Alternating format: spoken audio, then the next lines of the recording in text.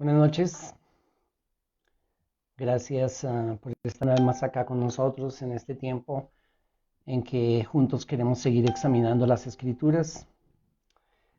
Así que una vez más bienvenidos al Centro de Pensamiento y Caminar Cristiano. Espero que ya tengan su Biblia, que tengan sus notas. Como siempre queremos que en lo posible todos puedan estar leyendo las Escrituras que leemos y anotando lo que estamos viendo. Acuérdense que el propósito es que estudiemos juntos, indaguemos juntos, pensemos juntos en lo que estamos estudiando. Como ya tal vez la mayoría sabe, de pronto algunos no, estamos desde hace algunas semanas en Mateo capítulo 6, lo que se conoce como el Padre Nuestro, y hemos estado examinándolo verdad por verdad y petición por petición. 7 peticiones en esa oración o en ese modelo que dijimos en la primera reunión o en el primer estudio, que es un conjunto de principios que nos enseñó el Señor Jesús de cómo poder mantener esta interacción con nuestro Padre. Entonces, no es una oración para repetir, ellos nunca la repitieron y estoy haciendo como un pequeño resumen para todos nosotros. Hemos pasado por todas esas peticiones, 7 en total, las 3 primeras concernientes a Dios, las últimas 4 concernientes a nosotros. Y estamos hoy en la última de esas peticiones. Así que vamos a estar en el versículo 13, pero como siempre vamos a leerlo todo. Así que Mateo capítulo 6, versículo 9 dice así: Vosotros pues orad de esta manera: Padre nuestro que estás en los cielos, santificado sea tu nombre, venga tu reino, hágase tu voluntad, así en la tierra como en el cielo. Danos hoy el pan nuestro de cada día, y perdónanos nuestras deudas, como también nosotros hemos perdonado a nuestros deudores. Y no nos metas en tentación, mas líbranos del mal, porque tuyo es el reino y el poder y la gloria para siempre jamás. Amén. Entonces hablamos en la ocasión anterior de las 2 últimas peticiones y dijimos que se nos presentan nuestros 2 grandes enemigos. Y cuando hablamos de los 2 grandes enemigos estamos hablando de nuestra vida, de nuestro caminar con el Señor, porque acuérdense que en estas 7 peticiones, o más bien en las últimas 4, encontramos todo lo que necesitamos para nuestro peregrinar en esta tierra. Encontramos toda la provisión que necesitamos, tanto física como espiritual. Y las últimas 2 peticiones hablan de estos 2 enemigos nuestros, que el primero de ellos, dijimos el martes, somos nosotros mismos, nuestro propio corazón y nuestra propia maldad, porque vimos cómo de nuestro propio corazón, según el Señor Jesús, viene toda la maldad, los malos pensamientos, las calumnias, los adulterios, los homicidios, etcétera, etcétera. Y hablamos de ese enemigo nosotros mismos el martes pasado. Y dijimos que hoy íbamos a hablar de la última petición, que también está en el versículo 13, y es ser librados del mal, ser librados del maligno. Y ahorita vamos a ver el por qué, una mejor interpretación o una mejor versión de esa segunda petición del versículo 13 es que seamos librados del maligno. Entonces, quedamos en que íbamos a hablar específicamente del maligno, pero de cómo el maligno incide en nuestras vidas con el permiso de Dios. Y cómo es que eso de la tentación, este ser tiene algún lugar ahí en cómo nosotros somos tentados. Nuestro enfoque hoy, entonces, es ver cómo está relacionado este ser, Satanás, el diablo, con la forma en que nosotros somos tentados. Ese es nuestro objetivo en este tiempo juntos hoy. Primero hablemos de 2 extremos. En nuestro entendimiento de lo que la Biblia nos enseña sobre este ser, Satanás, el enemigo de Dios y nuestro enemigo también, hay 2 extremos. El primero de ellos es el negar la realidad de la existencia de este ser espiritual y su hueste de maldad o su ejército, porque este ser no está solo, de acuerdo a lo que la Biblia nos enseña. Pero hay muchos en diferentes contextos, inclusive en contextos cristianos, que han llegado al punto de negar la existencia o la realidad de este ser y de su ejército. Y ese es uno de los extremos que, por supuesto, no es bíblico, porque la Biblia claramente nos habla de la existencia y la realidad de este ser. El mismo Señor Jesús, Mateo capítulo 6, versículo 13, Él nos dice en esta oración que nos está enseñando, o más bien este principio que nos está mostrando, pídanle al Padre que los libre del maligno, que los libre del maligno. Cuando nosotros hablamos de este versículo 13 y que nos libre del maligno, la palabra que se usa ahí, que en nuestras Biblias aparece como mal o maldad, por lo menos en la Reina Valera y también aquí en la versión de las Américas, versículo 13, líbranos del mal. Esa palabra mal es la palabra poneros en el griego, poneros. Y es una palabra que puede tener diferentes significados. Puede significar mal o maldad, pero también puede significar el maligno, como yo creo que es la mejor traducción que podemos hacer. ¿Por qué? En primer lugar, porque la palabra nos lo permite, la palabra poneros nos permite hablar de este ser, de este maligno, pero también porque en el contexto que hemos venido estudiando, ya habíamos hablado en la petición anterior de nuestra maldad, la maldad que viene de nuestro corazón, de nuestra naturaleza. Entonces, lógicamente, si hablamos de otra petición como esta, y ya habíamos hablado de nuestra maldad, lo más posible y lo mejor que podemos hacer es entender esta palabra poneros en el versículo 13 como el maligno, el maligno. Pero aparte de eso, si nosotros vamos a Juan, y por favor miren por un momento el Evangelio de Juan, en el capítulo 17, que es la oración sacerdotal del Señor por sus discípulos y por todos nosotros, y Juan 17, el Señor Jesús repite esta petición de Mateo capítulo 6. Si miran en Juan 17, en el versículo 15, Él, orando por nosotros, por sus discípulos y por nosotros, dice, no te ruego que los saques del mundo, sino que los guardes del maligno, del maligno. Y aquí se traduce el maligno, pero es la misma palabra griega, poneros, la misma de Mateo, poneros.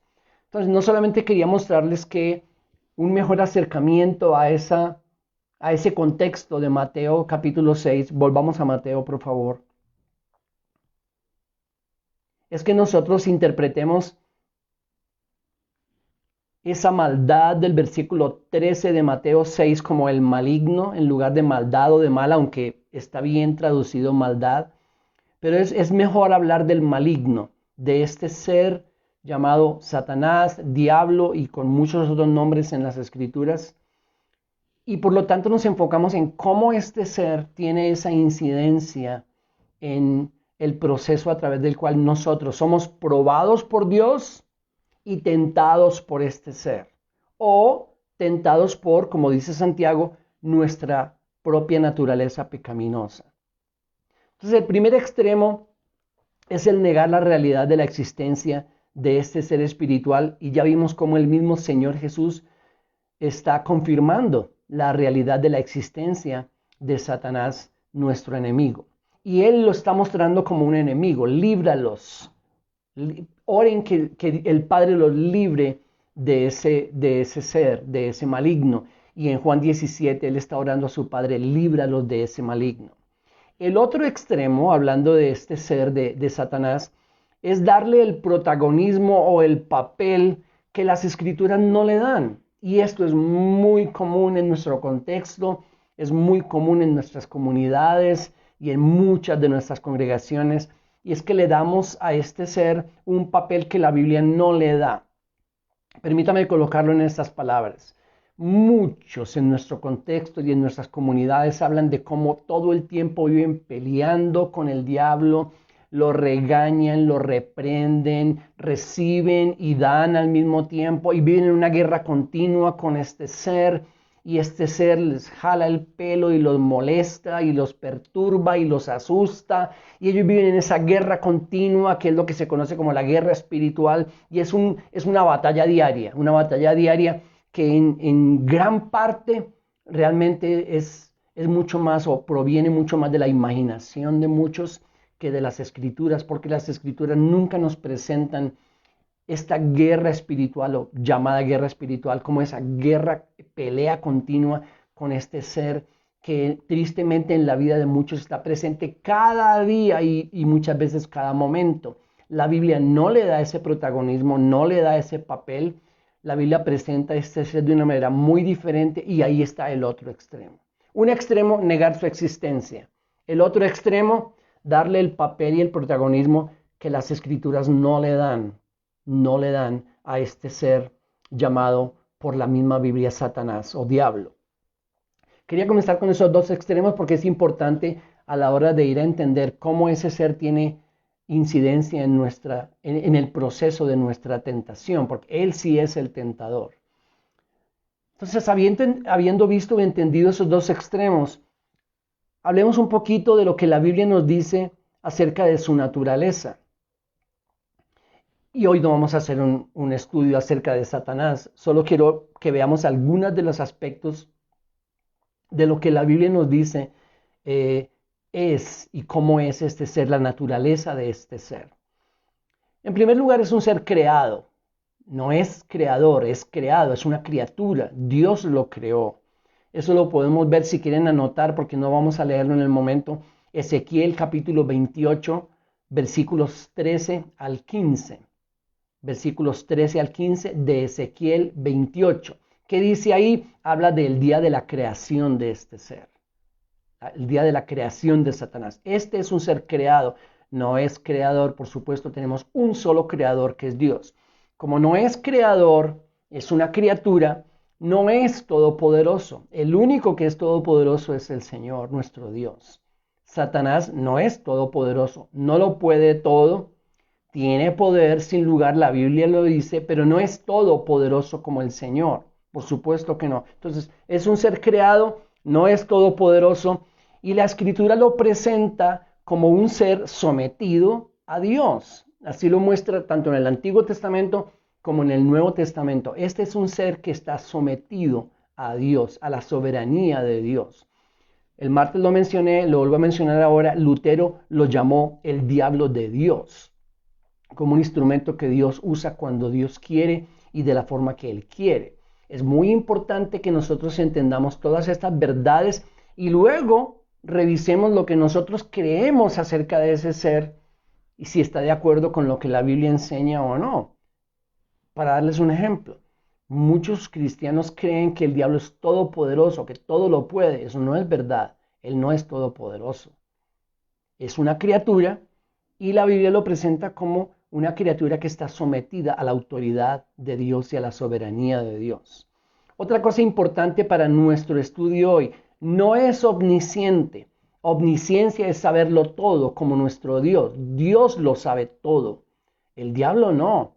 Jamás la Biblia presenta ningún ángel, porque este es un ángel, es un ser angelical, un ángel caído, un ángel que según las Escrituras perdió su dignidad con muchos otros y fue expulsado del cielo y condenado por siempre a esa condición. Pero este ser jamás se nos presenta como omnisciente. El único que se nos presenta como sabiéndolo todo en la Biblia es Dios, no este ser. Es muy importante eso. ¿Por qué? Otra vez, otro ejemplo. Muchas veces nosotros como cristianos creemos que el diablo todo lo sabe de nosotros, conoce nuestros pensamientos, sabe todas nuestras motivaciones, conoce nuestro corazón. La Biblia no lo presenta así. Este es un ser que no lo sabe todo, es limitado como las criaturas y por lo tanto no es omnisciente. También tenemos que decir que Él sí es el tentador.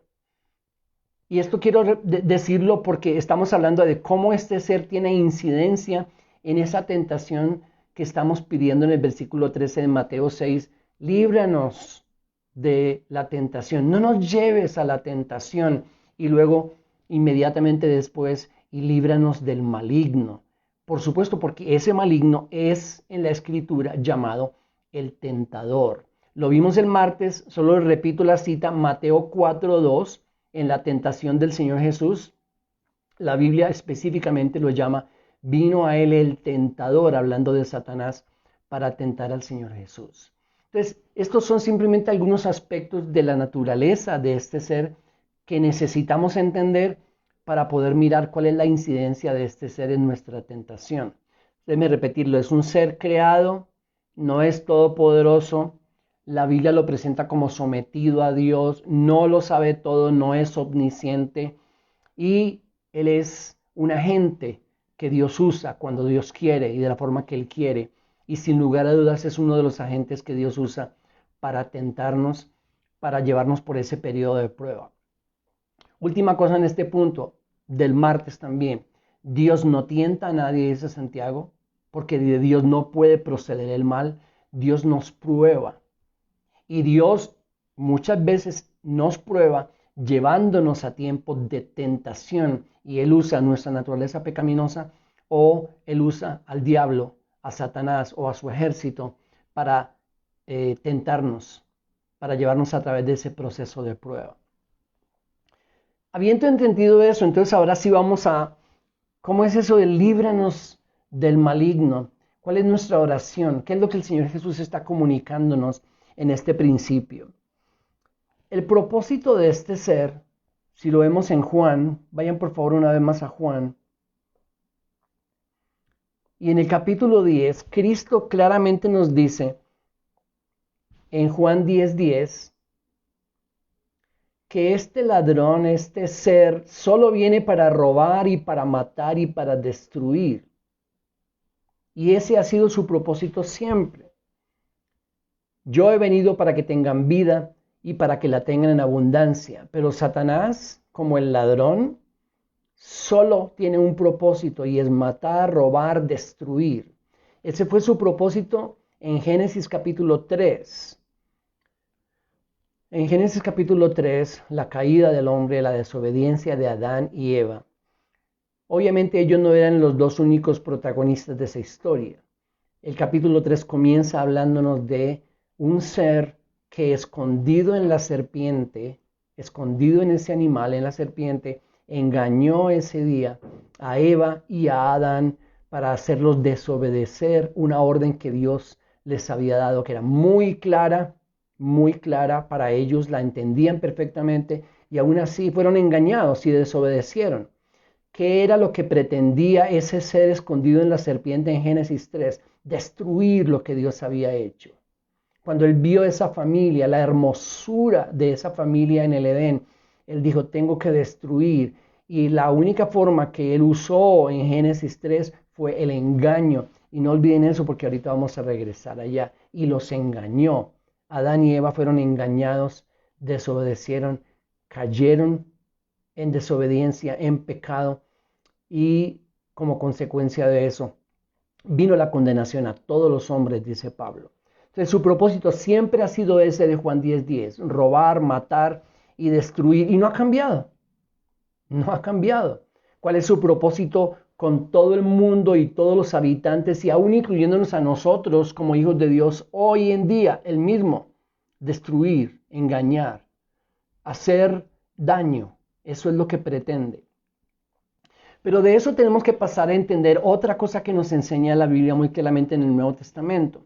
Ya hablando de nosotros como hijos de Dios, hablando de nosotros como gente que está en Cristo, la Biblia nos enseña que el diablo por sí solo y sin el permiso de Dios no nos puede tocar. Vayan a Primera de Juan. Al final del Nuevo Testamento, primera carta de Juan, capítulo 5. Y miren en el capítulo 5, el versículo 18. Primera de Juan, capítulo 5, versículo 18. Dice, sabemos que todo el que ha nacido de Dios, los que estamos en Cristo, nacidos de nuevo, no peca, y hoy no vamos a entrar en eso, después podemos hablar más sobre qué significa eso de que todos los que somos nacidos de Dios no pecamos. Y luego dice, sino que aquel que nació de Dios lo guarda y el maligno no lo toca. El maligno no lo toca. Entonces, ¿cómo conciliar esta verdad de Juan aquí en 1 de Juan 5, 18? De que todos los que hemos sido nacidos de Dios somos guardados por el Señor y el maligno no nos toca sin el permiso de Dios. ¿Cómo conciliar eso con esta forma de vivir de tantos, de vivir todos los días siendo atacados y peleando y dándose unos y otros con Satanás. Y es una realidad que muchos pretenden vivir, pero que no está de acuerdo con las Escrituras. A nosotros los hijos de Dios, el diablo no nos puede tocar sin el permiso del Señor. Y aquí obviamente recordamos una historia muy famosa y muy usada por muchísimos, y es la historia de Job en el Antiguo Testamento. Muy interesante, de muchísima enseñanza para nosotros. Sabemos, haciendo un breve resumen, que el diablo le pidió permiso a Dios para tocar la familia y luego la salud de este hombre, que era un hombre recto, dice su historia en las Escrituras en el Antiguo Testamento. Y lo que pasó es que Dios le dio ese permiso, se lo concedió, pero con límite. Digo, no vas a tocar su vida. Entonces primero fue tocada toda su familia, sus hijos, después todos sus bienes, no tuvo absolutamente nada, y por último fue tocada su salud. Entonces esa historia es muy conocida, muy usada, yo considero que muy importante, pero tenemos que pensar en algo. Tenemos que, como todo el Antiguo Testamento, entender esa historia a la luz del Nuevo Testamento. Porque muchas veces las preguntas que surgen es, ¿sucede hoy en día lo mismo? ¿Pasa exactamente lo mismo que pasó en Job? ¿Puede llegar a suceder con cualquiera de nosotros? Entonces, estudiar esa historia es muy importante, pero acuérdense que tenemos que estudiarla a la luz de lo que el Nuevo Testamento nos enseña. Muy importante eso, porque las cosas no son iguales hoy en día o en el Nuevo Testamento a lo que fueron en el libro de Job. ¿Cómo no son iguales? Dígame alguna diferencia. O yo te digo una que es absolutamente importante. En la historia de Job en el Antiguo Testamento, el Cordero no había comprado a sus redimidos. Pero hoy en día la Biblia dice que nosotros somos redimidos, es decir, comprados, que le pertenecemos a Él, que estamos en su mano y que nadie se puede meter con nosotros sin su permiso. Y eso cambia mucho la perspectiva de nuestro entendimiento de la historia de Job, que para mí es muy importante, pero necesitamos entenderla a la luz del Nuevo Testamento. Juan dice aquí que el maligno no puede tocarnos a no ser que Dios se lo permita. Y cómo nos toca, eso es lo que queremos seguir viendo. Cómo Él viene y juega un papel en esa tentación, porque Dios lo usa para tentarnos. Él conoce muy bien, y esto sí lo conoce bien. No es omnisciente, no todo lo sabe, pero conoce muy bien nuestra naturaleza pecaminosa. ¿Por qué la conoce también? Porque Él la puso ahí. Génesis capítulo 3. Él puso esa semilla que dañó completamente, o no completamente, pero en parte, la naturaleza del hombre. Y es lo que nosotros llamamos la naturaleza pecaminosa. Esa naturaleza pecaminosa nunca vino de Dios. Esa naturaleza pecaminosa no provino de Dios. ¿De dónde? De Satanás. Él la colocó en el corazón del hombre. Y la Biblia enseña que hasta el día de hoy, todos los que hemos nacido después de Adán, traemos esa tendencia natural a pecar, a rebelarnos contra Dios, a quebrantar sus mandamientos. Él conoce esa tendencia pecaminosa. Él sabe cómo funciona esa maldad en nuestro corazón. Y ahí es donde Él comienza a tener un papel importante cuando Él es usado por Dios para tentarnos. Dios le da el permiso a este ser, Satanás, de tentarnos dentro de su propósito. Repito, y permítame insistir en ese punto, porque el diablo no puede tocarnos sin el permiso de Dios. Y Dios no le va a permitir que nos toque, a no ser que dentro de su propósito, Él tenga el darle el permiso a Satanás para que seamos tocados o para que seamos tentados. Entonces, dentro de su propósito. Ahora, otra cosa importante, y quiero que vayamos a Lucas capítulo 22.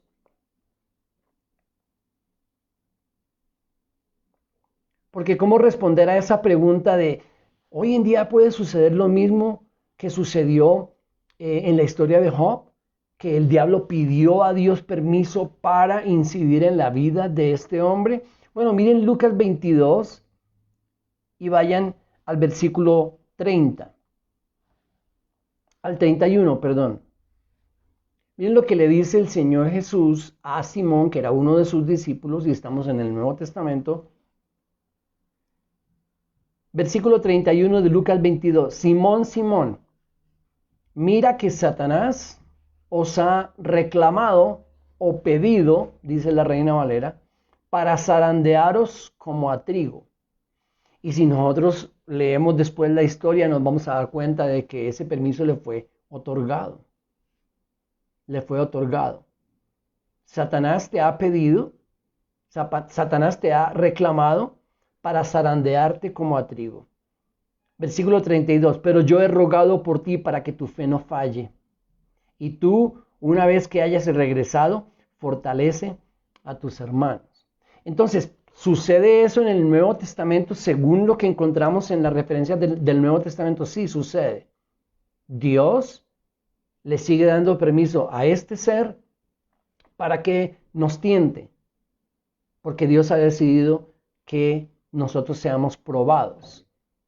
Y Él puede usar este ser llamado Satanás, el diablo, para lograr su propósito, para probarnos. Y lo que hace Satanás es recibir el permiso de tentarnos, de incidir en nuestra vida de alguna forma. ¿Cómo sucede eso? Cuando Dios le da el permiso a Satanás de que nos tiente, ¿cómo sucede eso? Él puede venir y atacarnos de frente. Él puede venir e incidir en nuestras vidas como Él quiera. No, yo no creo eso. Y aunque la Biblia no nos da suficiente luz para poder explicar paso a paso ese proceso de cómo Satanás incide en la tentación y cómo nosotros seamos tentados, lo que sí sabemos es lo que hasta el momento hemos dicho. Tiene que ser con el permiso de Dios. Dios sí usa a Satanás para tentarnos. Dios le da ese permiso. Y la forma en que la Biblia sí nos muestra que este proceso se da, aunque no lo entendemos todo, entendemos algunas cosas. Y es que quiero que vayamos a Efesios capítulo 6. Efesios capítulo 6. Y miren el versículo 11 de Efesios 6. Porque Efesios 6 está hablando del Nuevo Testamento, está hablando de gente que está en Cristo, está hablando de una guerra, de una batalla, está hablando de un enemigo que es Satanás y sus huestes. Todo lo que hemos estado viendo, Efesios 6 nos lo presenta en ese mismo escenario. Pero miren lo que dice el versículo 11. Revestíos, dice Pablo, con toda la armadura de Dios para que podáis estar firmes contra las insidias del diablo. Contra las insidias del diablo. Esa palabra insidias que se usa ahí en el griego, en el original, es la palabra metodeia. Y es la raíz, la misma palabra de donde vienen palabras nuestras como método o metodología. Esa es la palabra que se usa ahí. Entonces, Pablo está diciendo en el versículo 11 de Efesios 6, revestidos con toda la armadura de Dios para que podáis estar firmes contra los métodos o la metodología del diablo. Y esa palabra, metodeia, habla de una estrategia que denota engaño y astucia. Y yo sé que cuando nosotros la usamos en el español, por ejemplo, un método no siempre denota engaño o astucia, más bien estamos hablando de algo que es planeado. Pero en este contexto nos habla de una estrategia que denota o involucra engaño y astucia. También por eso en Apocalipsis, no lo miren ahora, pero si quieren anotarlo, Apocalipsis capítulo 12, versículo 9, este ser Satanás, el diablo, es llamado el engañador, porque esa es una de sus mayores armas, de sus mayores estrategias. Miremos, por ejemplo, recordemos lo que pasó en Génesis. Dios le dio permiso. Yo siempre he preguntado en los diferentes lugares donde he tenido la oportunidad de enseñar y llegamos a Génesis 3. Entonces estamos todos ahí, nos centramos en Génesis 3 y yo pregunto, ¿quién dejó entrar ese ser al huerto? Sí, la serpiente estaba ahí porque era uno de los animales, pero este ser, Satanás, que se metió en esa serpiente, que no era la serpiente sino Satanás, ¿quién lo dejó entrar? Dios. Por supuesto, Dios. Ese era su huerto, esos eran sus dominios, ese era su lugar, esa era su creación. Y ahí vemos a Dios dándole permiso a este ser de engañar, de tratar de engañar. Y él lo que hizo fue tratar de engañarlos. Y de hecho en Génesis 3 los engañó. Y eso fue lo que ocurrió. Entonces cuando nosotros pensamos en, bueno, Dios le da permiso al diablo para que nos tiente. Y entonces, ¿cómo viene él? Se nos va a presentar, como lo describimos muchas veces, ¿no? Este ser oscuro o rojo, o como quieran colocarlo ustedes, con cachos y cola. O que va a venir a asustarnos de noche. Va a venir a, como he escuchado a algunos, a molestarnos y a hacer que suenen cosas en la casa o a golpearnos, o ¿cómo nos va a atacar? Este ser, no, de ninguna de esas formas. ¿Saben cómo nos va a atacar? Va a tratar de engañarnos. Siempre lo ha hecho, no ha cambiado su estrategia hasta el día de hoy. Y Pablo en Efesios 6:11 está diciendo, revestidos de toda la armadura de Dios para que podáis resistir en ese día cuando el diablo va a venir con sus engaños. Con sus engaños. Otra palabra que encontré en esa palabra, metodeia, es una estrategia que denota engaño, astucia y trampa. Y fácilmente podríamos decir que Pablo nos dice, revestidos de toda la armadura de Dios para que podáis resistir contra las trampas del diablo. Así que, por favor, pensemos en esto. Si Dios le da permiso en algunas ocasiones y utiliza al diablo para probarnos y le da permiso de que nos tiente. ¿Cómo funciona exactamente ese proceso? No sabemos. Pero lo que sí sabemos es que el arma más poderosa, yo creo que el arma que él usa, es que él va a venir a tratar de engañarnos. ¿Y cómo nos engaña? Nos engaña con mentiras que retan la verdad de Dios. Génesis capítulo 3, todo el recorrido de las escrituras, desde Génesis 3, todo el Antiguo Testamento, todo el Nuevo Testamento, lo que él viene a hacer es a retar la verdad de Dios. Eso fue lo que hizo con Eva, eso fue lo que hizo con Adán en Génesis 3. Digo, ¿con que Dios les ha dicho algo? No, por supuesto que no. Dios ha mentido y retó la verdad de Dios. ¿Cómo va a venir a tratar de engañarnos hoy en día? Exactamente de la misma forma, retando la verdad de Dios y diciéndonos esa verdad no es verdad. Y luego tratando de que nosotros creamos su mentira, su mentira. Vamos a Juan 17 una vez más.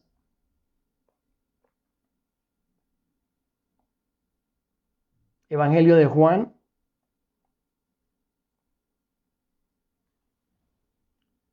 Capítulo 17, la oración de Cristo por sus discípulos y por nosotros, por supuesto.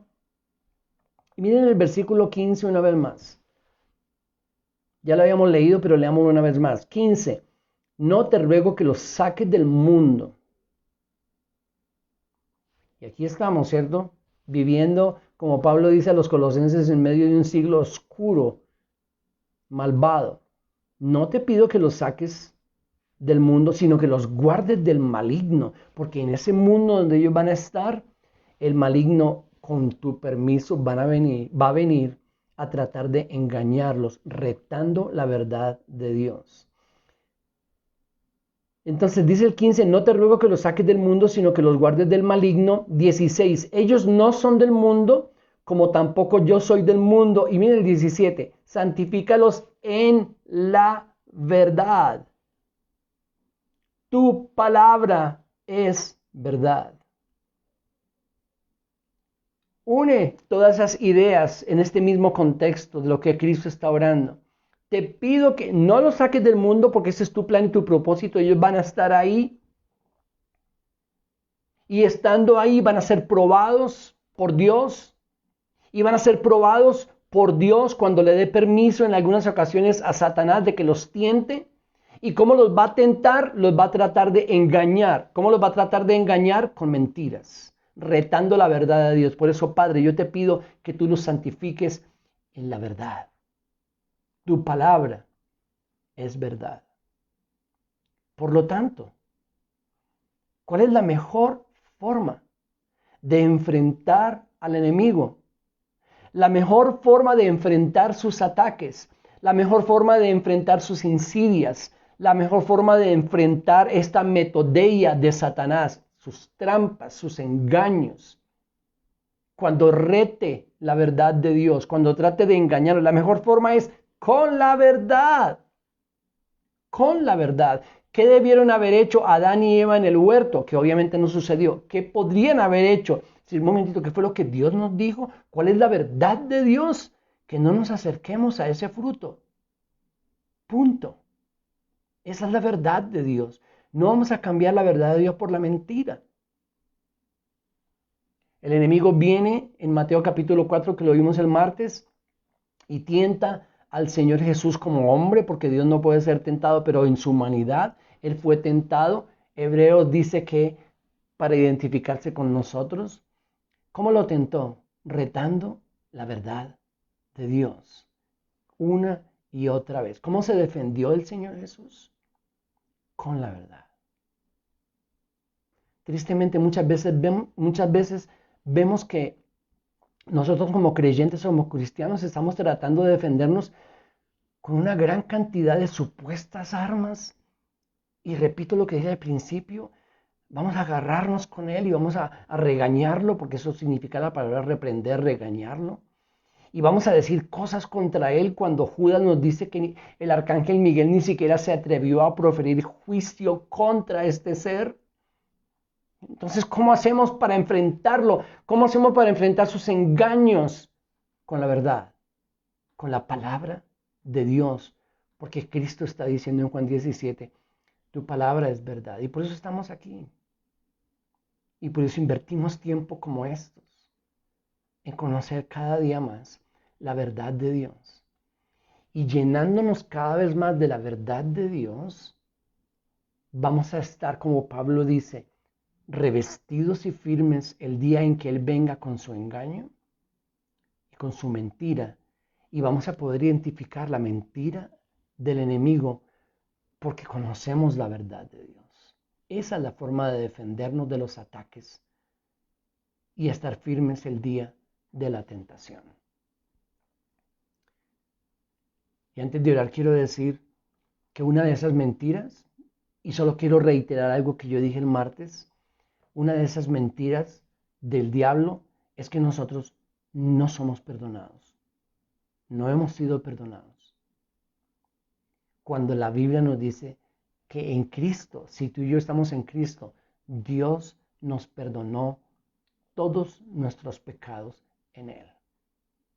Y el martes yo dije que muchos necesitaban ser perdonados porque no lo habían sido. La forma de recibir ese perdón es creyendo la verdad de Dios y no escuchando la mentira del enemigo. Entonces, Padre, no nos lleves a la tentación, no nos lleves allá, pero sabemos que vamos a ser llevados en ocasiones. Líbranos del maligno. Cristo está orando eso en Juan 17. Líbralos del maligno. ¿Cómo los vas a librar del maligno? Que ellos aprendan a defenderse con tu verdad, porque el maligno siempre va a venir con sus engaños, sus insidias, retando la verdad de Dios. La mejor forma de defendernos es continuar haciendo lo que estamos haciendo, estudiando, aprendiendo, atesorando la palabra de Dios en nuestros corazones y creciendo en ella cada día. Hagamos una oración. Señor, llénanos de tu verdad. Enséñanos a que nosotros decididamente trabajemos como Cristo nos enseñó por la comida que no perece, sino que a vida eterna permanece, que nos llenemos de la verdad. Esta tu verdad es la armadura de Efesios 6, con la que nosotros vamos a poder enfrentar los engaños y las insidias de Satanás el maligno. Ayúdanos, Señor, a seguir el ejemplo de Cristo en su tentación, cómo se defendió con la verdad, con la escritura. Te pedimos esto, Señor, en Cristo Jesús. Amén. Bendiciones, un abrazo grande y nos vemos la próxima semana, martes de la próxima semana.